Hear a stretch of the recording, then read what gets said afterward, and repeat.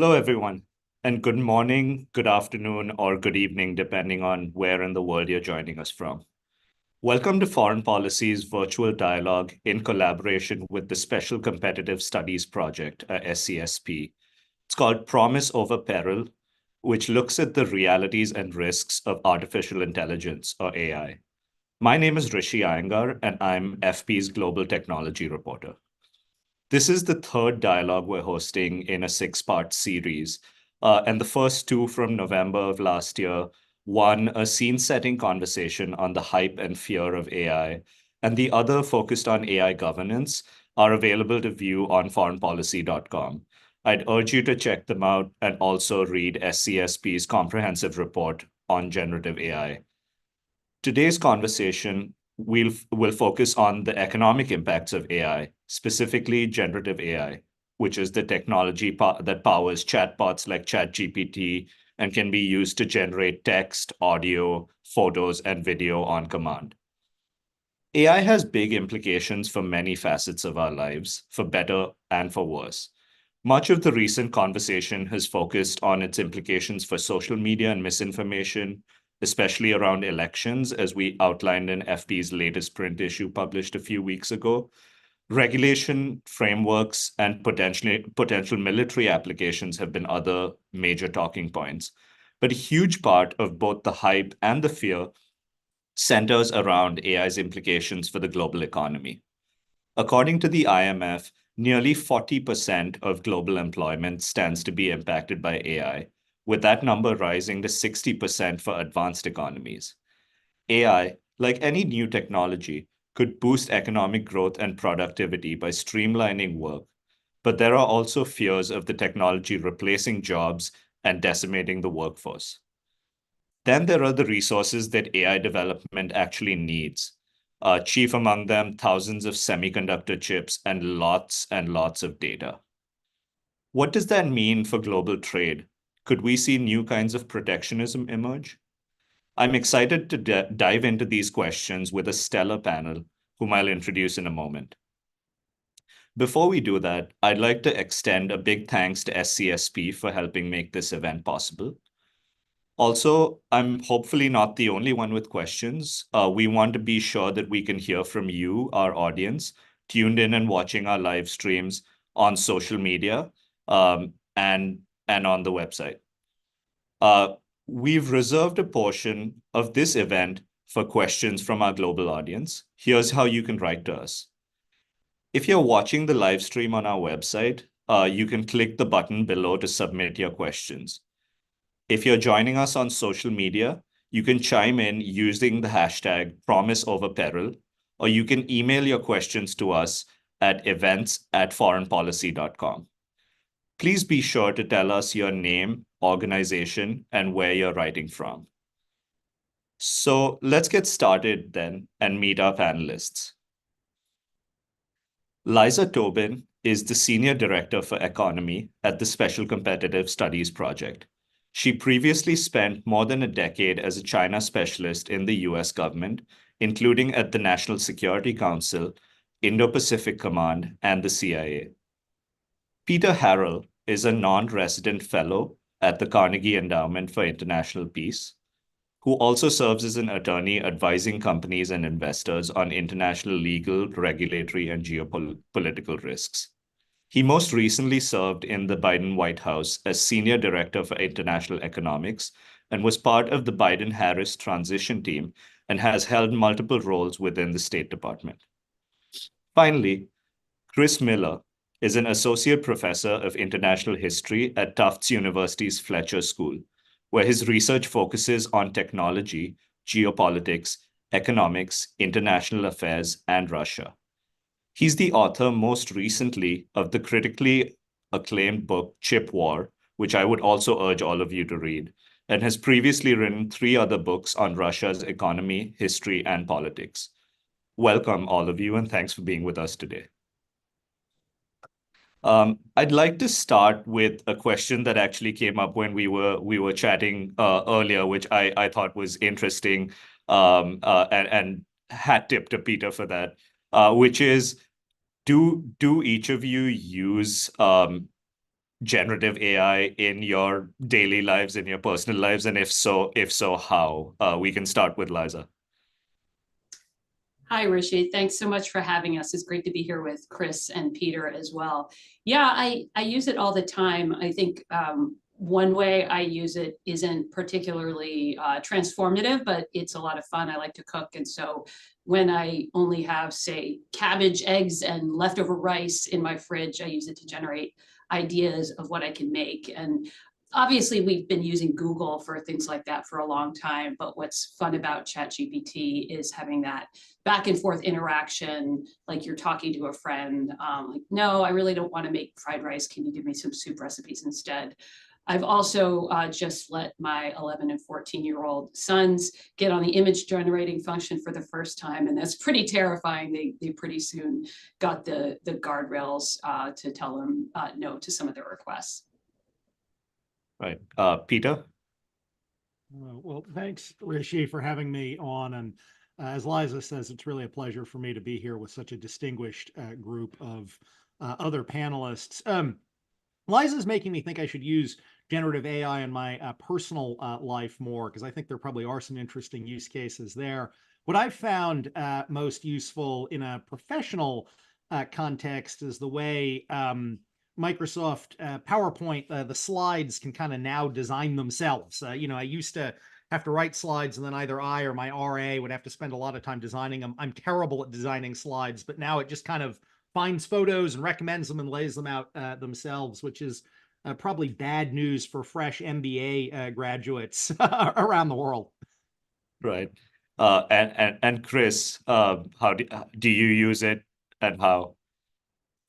Well, I think the interesting part of generative AI is actually less the sort of consumer applications and more the enterprise applications. If you look back in the history of computing, what you always find is that it's enterprises that are the first adopters in almost all cases. And I think the really exciting part of generative AI are all the ways we're already beginning to have it impact the products we use and the software services that we take advantage of without even noticing it. And when you talk to nearly every big tech company, they're already implementing generative AI in lots of different ways, often that are invisible to us, but nevertheless making our products better and cheaper and more efficient. Right. And Chris, I'll stay with you, and we can go back in reverse order just to kind of set the scene. We've of course had technology has always transformed economies and work, right from the printing press to the internet. Maybe an honorable recent mention for cryptocurrency and blockchain. I don't know how people feel about that, but I'm wanted to try and place AI in that sort of context, in that arc. What is so transformative about AI for the economy, and uh, basically, yeah, what is so transformative about AI for the economy, and what makes this moment so unique? Well, I think in some ways, AI is just the latest stage in the development of computing technologies, which have had a major impact on economy and society for now 3/4 of a century. But I think what you find is that the development of computing capabilities has not been all that linear, and that there are some periods in which you do have jumps forward where a new capability is opened up that does offer really substantial new ways of doing things. And I think what you see with generative AI over the last 12 months is a realization, or maybe 15 months, is a realization that, in fact, after several decades of research into AI that had not produced obvious products or use cases, now we've got a sort of, or at least on the verge of having new products that are going to be usable in a whole variety of different use cases. And that's really why generative AI is exciting, not because it represents a technical breakthrough per se, but because it provides a pathway for deploying technology that's been developed over a long time in lots of different ways. Right.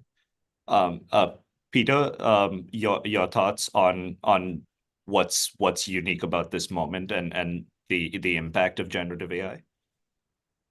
So I appreciate the theme and title of this session of promise over peril, because, well, clearly there are a lot of risks with generative AI, and it's important for regulators and companies and thought leaders to think about the risk. I think fundamentally we do need to stay focused on the promise, because I think there is a ton of promise with generative AI to really, transform in a positive way the way we live and the way we do business, and frankly the way a lot of sort of international relations work. But I think that a couple of things that are going to be different about this transformation than some of the past sort of major technological transformations that have impacted the economy and the workforce. One of which is, I think this one has the potential to be quite rapid. When you have periods of mechanical industrialization and sort of automation in factories, they're actually inherently take some time, because you have to build the robots and install the robots, and there is actually some inherent sort of physical time. Whereas the nature of AI and the way in which kind of the hyperscalers work, it can be deployed very, very quickly. We saw ChatGPT becoming the fastest uptake of any app or tech function in history. And so I think you have a potential for speed that is going to differentiate this from even from some fairly rapid prior transformations. And then the other one that I know is of sort of significant interest in the policy community when we talk about the impact on jobs is prior technological transformations probably had the most disruptive impact on, in many ways, on kind of blue collar labor, automation of assembly lines, displacement of physical labor. Whereas this is one that first and foremost is going to impact a lot of white collar labor.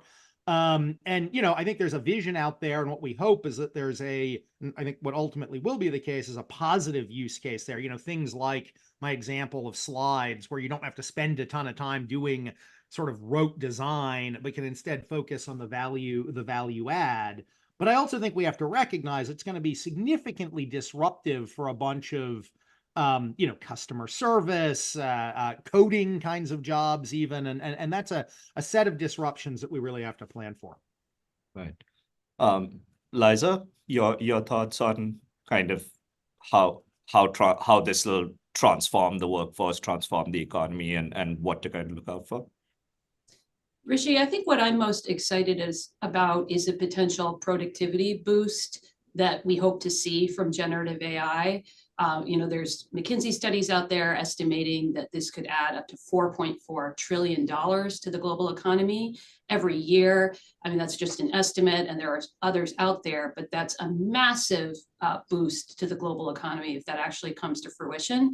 That's basically like adding another Germany or another Japan or UK to the global economy every year. So I think we need to be running headlong into this and seizing this.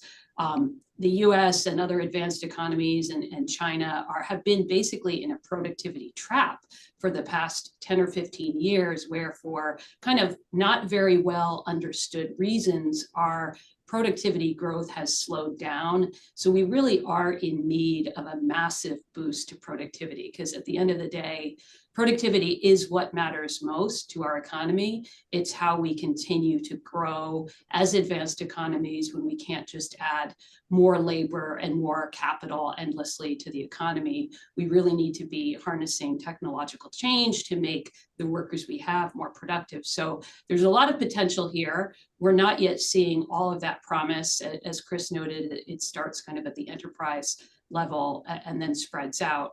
But we need to be capturing this and make sure we're harnessing this, and then make sure it's distributed broadly across the workforce, not just to a select few. Right. So Peter, I wanted to ask you. You mentioned briefly. You pointed out sort of the promise and the peril and the effects that AI can have on both sides. And you've been in government before for a long time. How do governments and countries as a whole sort of think about balancing that, of really unlocking the positive effects for the economy?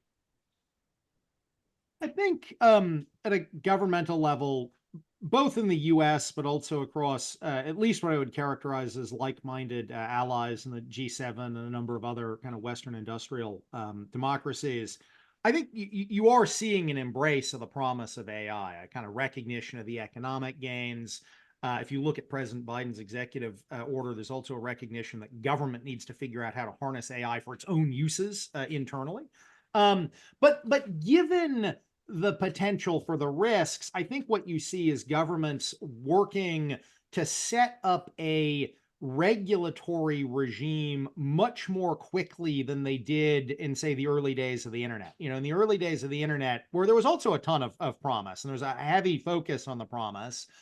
And the approach at that time was to kind of take a deregulatory approach, hands off. And I think that made sense. New technology, and you want to let it grow. Whereas I think what you're seeing with AI is more of a recognition that if we want to harness the benefits here, we need to move early to kind of regulate to avoid the harms. And that's why you saw from a US government approach, President Biden's AI executive order, which is, I believe, the longest executive order in American history, to try to set up at least some processes on that. That's why you see a bipartisan effort in Congress to set up a regulatory regime, and why, through the G7, the Hiroshima process, also through the UK sort of process that they launched in November, you see a real effort to kind of build not a heavy regulatory regime that's going to crush the development of this industry, but an idea that we want to let this industry thrive. But the way for that to happen is to set up some regulatory guardrails early on in its development. And Liza, on the subject of guardrails, what are some of the most important guardrails that you think governments need to put in, or what is critical to sort of avoid, and the harmful impacts to sort of protect from? One of the fears that comes up the most often when we're talking about AI and generative AI is job displacement, of course. What is the impact on the workforce? And I think there's a lot of understandable fear about what this will mean. But I think the bottom line, the principle that governments need to act on is we need to be harnessing this technology in a way that can benefit and empower workers. And there's a lot of ways that lower skilled workers can also actually be upskilled and empowered by learning how to use these technologies. And I think there's a lot of room for the government and nonprofits and educational institutions to really equip the workforce to do that. And I think just stepping back, we have to kind of think about the lessons from previous episodes of automation.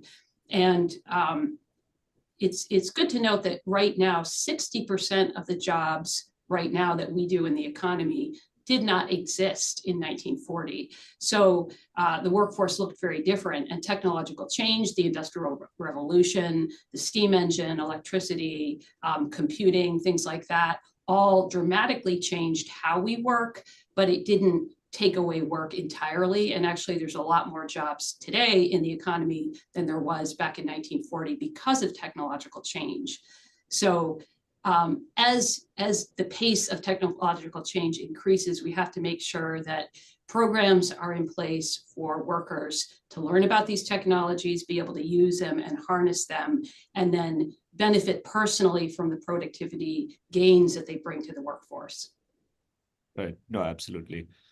So at this point, I just want to remind all our viewers to please send in your questions via email, on our website, or on social media using the hashtag #PromiseOverPeril. So Chris, I wanted to bring you in on another big component of the economic impact of AI, which is what's called compute, or the computing power that's needed to develop, train, and run these AI models. That a lot of that is mostly run by semiconductor chips, which is, of course, your area of expertise. So if you could talk a little bit about how AI has sort of changed the chip industry, and that the sort of trajectory of history that you chronicled in your book. How has AI changed that?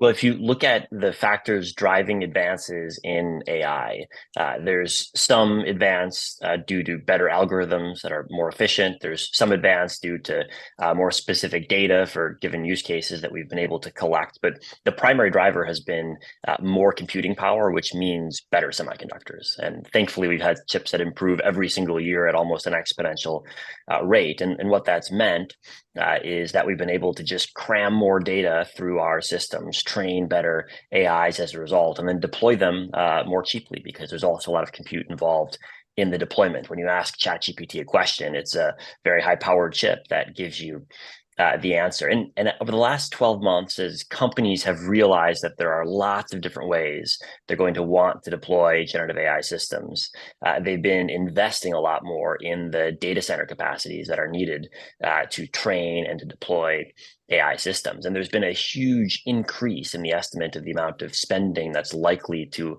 occur over the next half decade on data centers and therefore on AI chips. And what that's meant is, first off, that it's been very good news for the companies that produce these chips, but it also means that these companies are more important than ever. And there's just a couple of companies in the world that are capable of designing and manufacturing the types of chips that basically all AI systems depend on. Right. And what does that mean for sort of the chip supply chain, chip production? How is that being impacted, and how is that changing? Well, right now, the primary impact is that there's a scramble for access to the chips that are needed. Because of this unexpected surge in demand, there are actually shortages of the types of chips that are used for AI training and AI inference. And so some of the biggest tech companies in the world can't get enough of the chips because it's just hard to manufacture them and the capacity is not there. And if you talk to startups in the AI space, they have to strategize very intensely and call their friends and try to find supplies of the GPU chips that they need. It's a very difficult landscape out there. I think in the longer run, what it means is that we're going to have to build even more chip making infrastructure than was expected. And if you listen to the big chip makers, you see that they're increasing their capital expenditure budgets, expecting that their customers are going to be demanding more AI chips as we use more AI systems. Right. So we have our first audience question from Dhruv Patel Tupper in Washington, D.C. Dhruv is with the USDA, excuse me. The question is, are there sustainability questions we should be considering in the use and proliferation of generative AI, increases in energy demands or water use in computer cooling infrastructures? Peter, I can come to you on that, and then would love to bring in Chris as well. Yeah, no, and I think Chris will probably have quite a bit to add on this. The short answer is kind of obviously yes. I mean, you're seeing as Chris lays out, you're seeing a vast increase in demand for chips, which has implications for production of chips and the development of manufacturing facilities, fabs for chips. And then you're seeing a vast increase in use for data centers with all of these chips in them, which are a huge energy draw, both in the US and around the world. And so I think there are important sort of sustainability issues to think through on this. I would say the good news is that many of the companies that are at the leading edge of generative AI development, whether it's the kind of Microsofts and Googles of the world on the model front, or whether it is the TSMCs and NVIDIAs of the world who are developing and building the chips, you have a strong set of sustainability commitments. You know, these are companies that are committed to having net zero emissions from their own processes and to move towards net zero across their supply chain. And so I think what you see happening is these companies grappling with ways to meet their commitments given the unexpected increase in energy and manufacturing process demand. But I think you're seeing the large companies, at least here in the US, take aggressive steps to bake in the sustainability demands here. But certainly around the world where you might have companies that are less committed to sustainability up front, I think this is an important issue for policymakers to grapple with.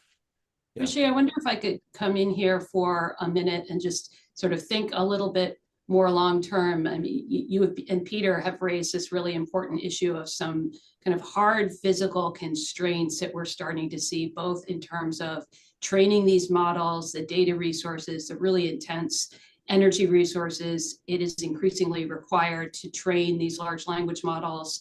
And then another sort of big physical constraint that's out there in the semiconductor sector is the potential end of Moore's law, and kind of we're running up against the physical limits of how many transistors you can pack onto these chips. So I would love to hear Chris, talk a little bit about maybe what's over the next horizon. I think we need to be thinking about that as we look towards future paradigms that perhaps could be a lot less energy intensive, neuromorphic computing, other things like that. I know I've learned a lot from Chris's thinking on this, and it would be great to get into that a bit as well. Yeah, absolutely. Chris, floor is yours. Yeah, no, it is interesting listening to chip companies, and what they'll say is that one of their primary demands they get from customers is more energy efficient computing, because the cost of energy is a critical input into data centers, and that's something they've been focused on delivering for actually a very long time. And the trend has been more energy efficiency per unit of compute for now many decades. And as energy costs become even more significant in data center operation, that incentive just increases. And I think the incentives here are critical. The reason we get more compute and more energy efficient compute every single year is because there's a strong economic incentive to provide that. And so I don't see any reason to doubt that the industry is going to give us more efficiency, because that's what the market's asking for. I think the other aspect here is that it's right to ask questions about the energy and resource inputs into the compute we need, but it's also critical to remember the use cases of AI are going to be transformative in terms of making the rest of the economy more efficient. And if you ask yourself, why is it that our resource input per unit of GDP has declined basically every year for now a century, that's because we're learning to be more efficient. And we're just in the early stages of imagining all of the ways in which generative AI is going to help companies wring out efficiencies that will result in reduced resource use per unit of output. Right.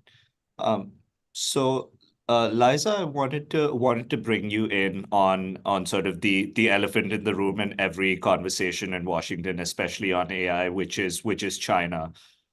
We've seen the US-China tech competition framed in terms of and insofar as it impacts AI, framed in terms of the development of AI, maybe the military applications of AI. What does winning the AI race mean from an economy standpoint? Like, if the US and China are looking to harness AI to further their respective economies, what does that mean for the two biggest powers in the world, and what are the things that might help each of them or hold them back? Yeah, what does winning look like? I think it means harnessing this transformative technology to supercharge our economy, supercharge productivity, and solve big social problems.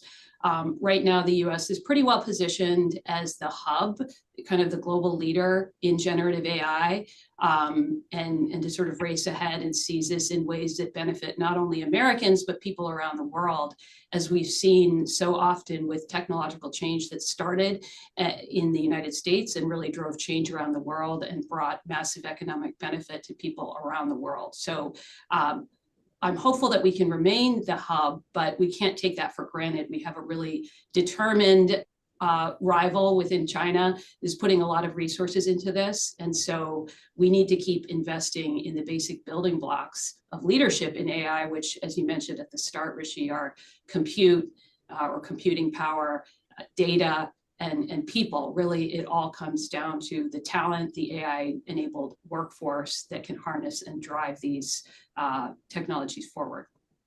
So you mentioned talent, and that's actually a perfect segue into our next audience question, which is from Peter Rundell. He's with GSF and based in Mali. So the overall growth in workforce is one thing, but Peter's question is, What about the composition?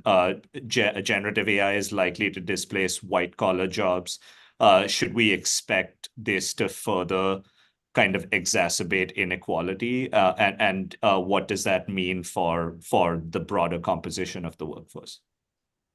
Well, look, I think it's too early to be very confident in predictions about how this is going to change the workforce, but there are some studies that give some positive indications that this could actually help lower skilled workers the most. I mean, there was one study that did it looked at call center employees, and the newest, least skilled employees that were given generative AI tools to assist them in their work actually had the best effects, the most productivity gains, and were the most empowered by being given these AI tools and assistance compared with their higher skilled colleagues. So this could potentially have leveling effects and help to mitigate income and wealth inequality. Now, it is early days. I want to stress that, and policy matters. The government needs to be involved in terms of making sure that programs are in place to empower these workers and make sure that these gains are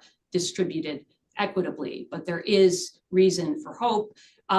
Obviously, companies now have access to a globally distributed workforce, and so they can hire, a single mother in Saudi Arabia to help with chat engineering, when 5 years ago that wouldn't have been possible. So this does have the potential to be massively empowering for many people who wouldn't have had access to those jobs and those opportunities just a few years ago.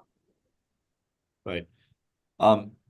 So, Peter, I wanted to bring you in on sort of the impact of AI on international trade. Like, of course, every country is trying to sort of build up their capabilities and harness AI in different ways for their citizens. So, how do you see that impacting sort of trade relations between countries and global trade, global supply chains in general?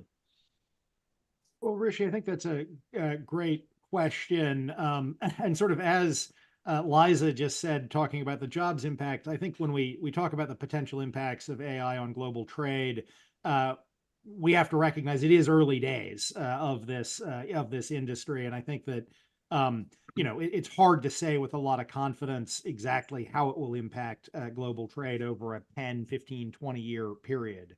That said, I think there are a couple of clear areas where we are already seeing impacts. One of which is in the kind of semiconductor Cold War between the US and China that Chris has obviously written about in depth, where AI has, I think, from an American and kind of Western allied perspective with Japan and the Netherlands and South Korea, made it even more important to maintain an edge in advanced semiconductors over China. And so you're seeing that reflected in a number of the kind of like-minded export controls that we've seen rolled out over the last couple of years. And I think that is going to have an impact. You're also seeing it on the production side of semiconductors, where, in Europe and the US, very much with the CHIPS Act, and Japan and elsewhere, there's very much a desire to build high-end semiconductors at home. And you're seeing a lot of government investments to try to make that happen. You are going to have a globalized, or at least a regionalized, supply chain for these semiconductor fabs and for the purchase of semiconductors. But I think, you are seeing tools in place that are changing the way in which that supply chain plays out.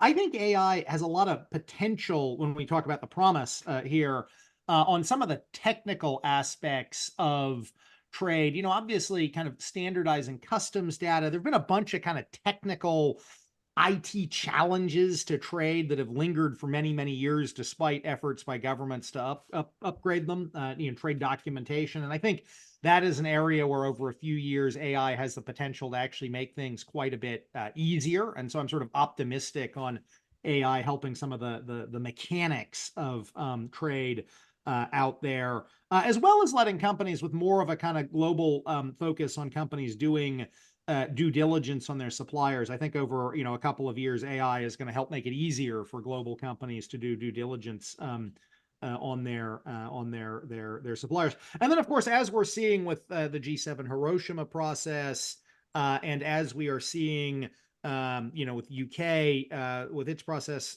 started up in Bletchley Park, there's a desire to think through the global regulation of this, and AI has important implications for issues that have been in trade agreements for many years, copyright, for example, and patent and trademark issues. And I think trade policymakers are going to really have to think through over the next couple of years, how does AI impact some of the provisions in trade agreements that we have, sought over a number of years. Right. No, that's a really important point to keep in mind. And I'd like to bring you and Chris on another big facet of this, which is the data required to train these AI models to keep them running. ChatGPT has kind of been trained on effectively the entire internet, but we've seen some controversy on that. There was the recent New York Times lawsuit against OpenAI that we can mention. But what I want to know is, we keep hearing that sort of data is the new oil, is a phrase that's been thrown about the last several years. How do countries think about data? How is data becoming like a national resource, effectively pushes towards data protectionism, data localization? How will that impact the development of AI? Well, I think you're right that a lot of countries are thinking about data as a sort of natural resource. I'm not sure that's the right way to think about it, though. And I think when you talk to companies, there are certainly the big AI companies that we're all familiar with that are using vast quantities of data to train foundation models. There's also a lot of companies that are trying to use AI in much more narrow use cases, where having access to proprietary data in a given domain is actually more important than being able to train your AI on every single post that's ever been posted on Reddit. And so I think what you find is that a lot of companies are just as focused on what's the data that's useful in their sphere. And it's often not data that's available online. The data is valuable precisely because it's not readily downloadable online, but it's data that the companies have themselves been working with and generating for some time. And so I think for a lot of use cases, rather than saying, let's get our hand on the most generalizable data at the largest quantities available, many companies are saying, we're going to need foundation models. We're also going to need specific data for our given use case. And that's something that I think governments are actually not thinking nearly as much about as they ought to. And that's where the data as oil analogy begins to fall apart. And Liza, I wanted to also ask you about the impact of AI on education and research, especially in the conversation around US, China, as well. We've seen sort of, in some cases, a breakdown of academic exchanges. So one, how does the US or how do countries more broadly start preparing for this AI-enabled an AI era workforce from the education and research standpoint? And two, specifically on China, do you see areas where the US and China could potentially work together? Thanks, Rishi. Yeah, I came across an interesting statistic that 65% of the founders and co-founders in leading US AI firms are immigrants. So this is, I mean, it's really an astounding number that these generative AI advances and AI advances more broadly that are happening with the US in the lead really are due to immigrant innovation power. And so that kind of underlines the point that we need to get immigration right if we want to sustain our position as global leader on AI. Clearly, China understands this as well, and they're investing a whole lot in training and education and in AI, as well as other investments in the hardware and the software needed. But there's two things that can be true at the same time. You asked about cooperation between the US and China on this topic. And as many of your audience probably realize, back in November when President Biden met with Xi Jinping at the meeting in California, they came up with a few agreements, and one of them was to have conversations around AI risk and safety. And so, you know, they signaled that they're willing to talk about this. And I think, you know, it's always good to have the door open to communication between the two leading economies in the world, two major geopolitical rivals, and the two leading AI superpowers, the US and China. Communication is a good thing. But I think we have to be realistic about our expectations about what dialogues like this can produce. We have to look at China's track record. China doesn't approach these types of dialogues and cooperation agreements the same way that the United States and many of our allies and partners around the world does. And they have a track record of not fulfilling agreements on other global challenges that they've made to the multilateral community or to the US on things like climate change, health cooperation, nuclear non-proliferation, and a host of other issues where cooperation between the world's two superpowers would really go a long way to solving major global challenges. And we can all, in theory, appreciate how impactful that would be, but we have to go in eyes wide open and take China's track record at face value and understand how they use these sorts of dialogue channels more as political levers to try to extract concessions or mete out punishment to the United States when they're not happy with something else. So again, I think the US generally does have our door open. We pick up the phone and talk to China about these things, but I think we have to put the onus on Beijing as well. Right. So last question to all three of you. We can start with Peter and then Chris and Liza. I want to ask, as every country in the world sort of thinks about the AI economy, boosting the economy through AI, what are the stakes? What do the stakes look like, and what are the stakes of sort of missing the boat on this? There's going to be some winners and losers, as we discussed. But what are the implications for countries that maybe don't get it right or don't have the same resources?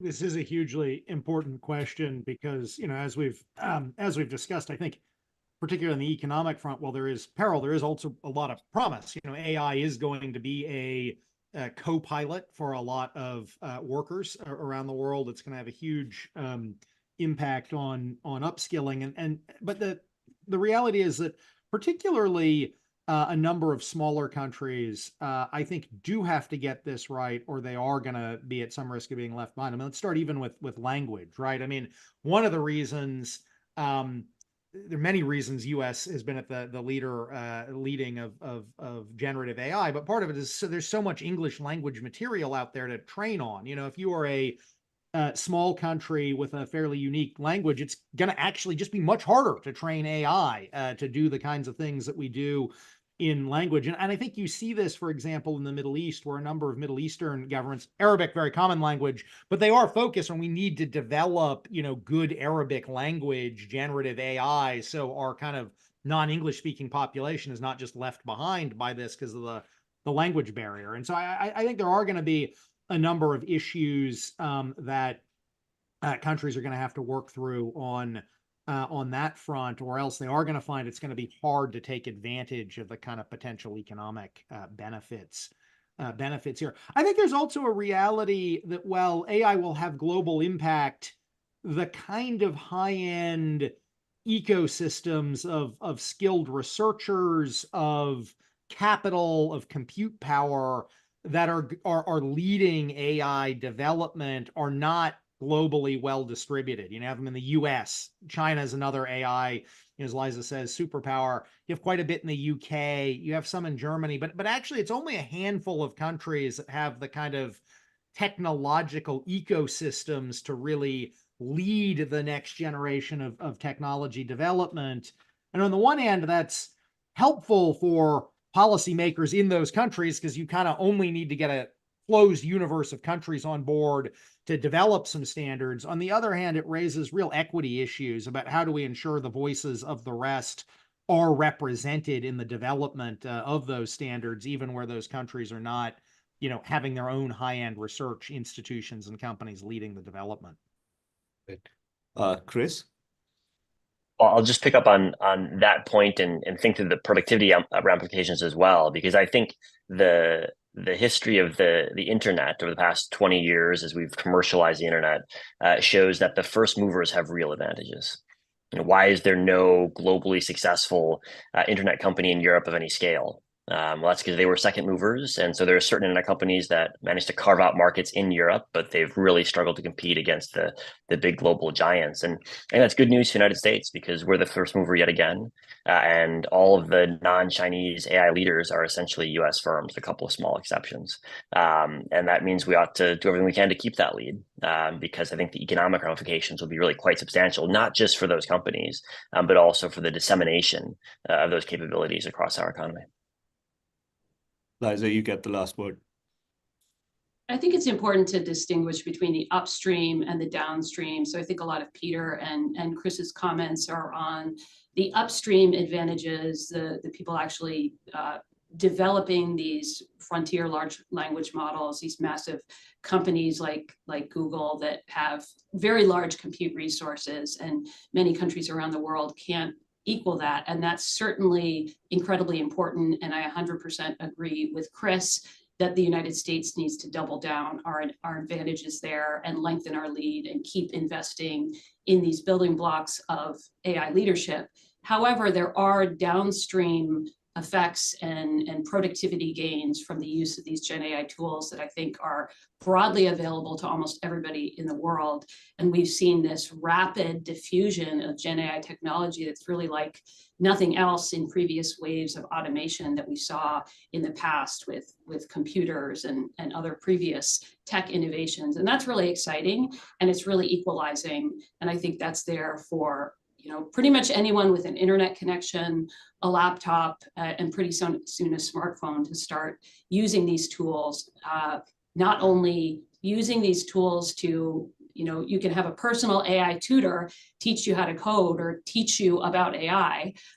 Almost everyone can have that at their fingertips if they don't already. And I think that's really exciting. So I think there's something for everyone in this revolution.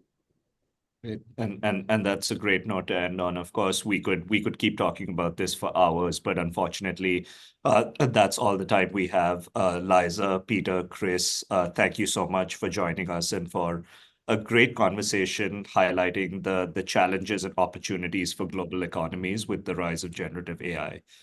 This is an evolving and important topic that you will continue to see FP cover. A big thanks again to SCSP for supporting today's event. You can read more about this topic and the full generative AI report from SCSP linked here on our website. And be on the lookout for the 4th installment in this series, which will come on February 22nd. In that, we'll focus on foreign policy and AI diplomacy. Foreign policy, the concept, not the magazine. Stay tuned for updates from us on that, as well as other upcoming events at foreignpolicy.com events. Take care and see you soon. Thank you.